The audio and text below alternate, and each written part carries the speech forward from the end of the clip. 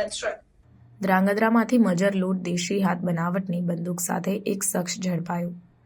સુરેન્દ્રનગર જિલ્લામાં કાયદો અને વ્યવસ્થા તથા હથિયારબંધીના નેજા હેઠળ પોલીસ દ્વારા ગુનાહિત પ્રવૃત્તિઓને રોકવા તથા ડામવા માટે કાયદાકીય કાર્યવાહી હાથ ધરાઈ છે। ત્યારે ધ્રાંગધ્રા સિટી પોલીસ મથકના ઇન્ચાર્જ પોલીસ ઇન્સ્પેક્ટર કે.એચ. જણકાતના સીધા માર્ગદર્શન તથા સૂચનાથી ધ્રાંગધ્રા સિટી પોલીસ મથકના police sub inspector S M. Solanki, police head constable B J. Solanki, Ajaybhai Khambhala, Sanjaybhai Mudhva, Narendrasinh Jhala, Brijrajsinh Jhala, Pravinbhai Chavda, Sarfaraz Malik સહિત સ્ટાફ પેટ્રોલિંગમાં હોય તે સમયે મળેલ બાતમીના આધારે ધ્રાંગધ્રા શહેરની વાલબાઈની જગ્યા પાસે રહેતા હરેશભાઈ રમેશભાઈ પીટવા નામના ઈસમે જુસાગર તળાવ પાસે કાંટાળા બાવળોમાં છુપાવેલી દેશી હાથ બનાવટની મજર લોટ બંદૂક સાથે નીકળેલ ત્યારે પોલીસે આ ઈસમને રોકી તેની અંગ ઝડતી કરતા તેની પાસેથી દેશી હાથ બનાવટની મજર લોટ બંદૂક કાટ ખાયેલી હાલતમાં મળી આવતા પોલીસે ઈસમ વિરુદ્ધ